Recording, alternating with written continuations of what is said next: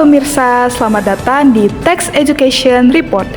Dalam rangka memenuhi tugas UTS mata kuliah Ketentuan Umum Perpajakan, kami akan membahas topik penting yaitu surat pemberitahuan dan tata cara pembayaran pajak.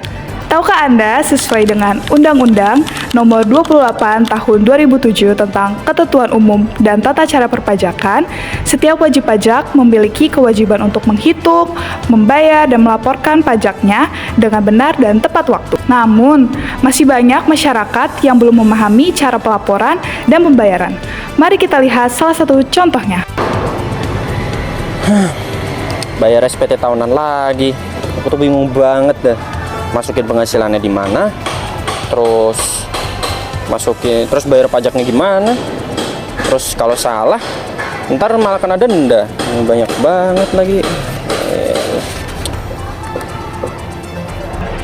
Permasalahan seperti ini sering terjadi bagi wajib pajak baru. Untuk itu, kami akan mengundang salah satu narasumber yang sangat mengerti tentang tata cara membayar perpajakan.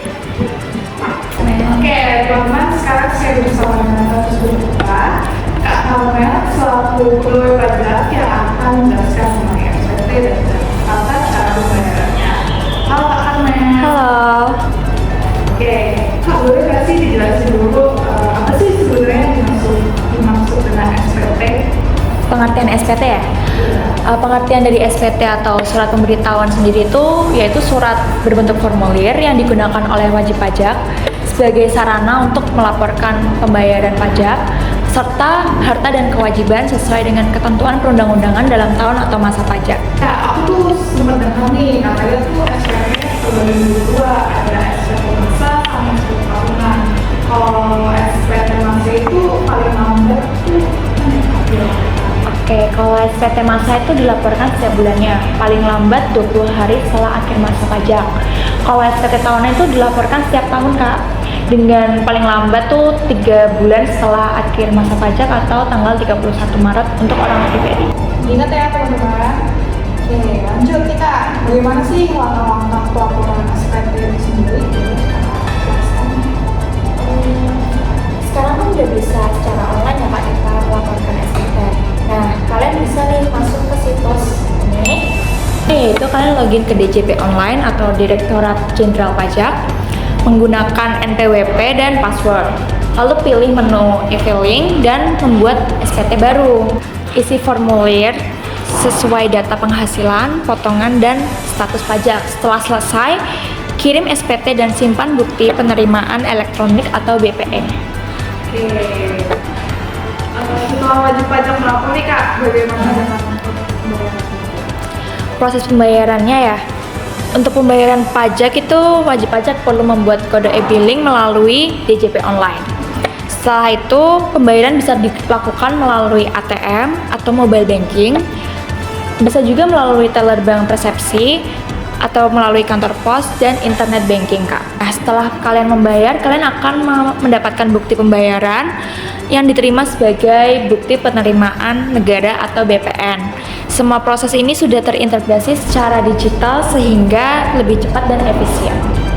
Oke. Ada pertanyaan lagi nih Kak, apakah ada sanksi jika wajib pajak telah melaporkan atau membayar pajak? Pasti semua perbuatan kita ada sanksi ya Kak, kalau nggak ada ini. Sanksi keterlambatan ya.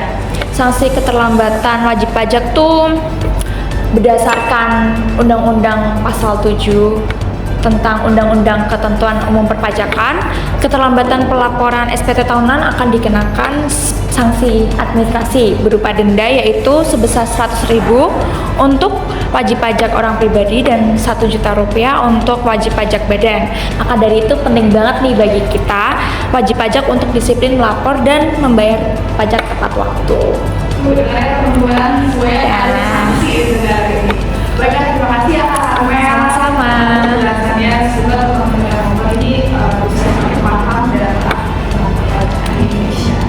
Pemirsa, dapat kita simpulkan bahwa pelaporan dan pembayaran pajak kini semakin mudah dengan adanya sistem DJP Online. Dengan memahami cara penyusunan SPT dan pembayaran pajak, kita turut berkontribusi terhadap pembangunan negara. Wah, ternyata nggak serumit itu ya yang aku bayangkan. Sekarang aku sudah bisa isi SPT sendiri. Jadi, jangan tunggu akhir waktu ya. Laporkan dan bayarlah pajak Anda tepat waktu. Karena pajak yang Anda bayar adalah untuk kemakmuran bersama. Demikian liputan kami, Tax Education Report. Semoga bermanfaat. Sampai jumpa dan Salam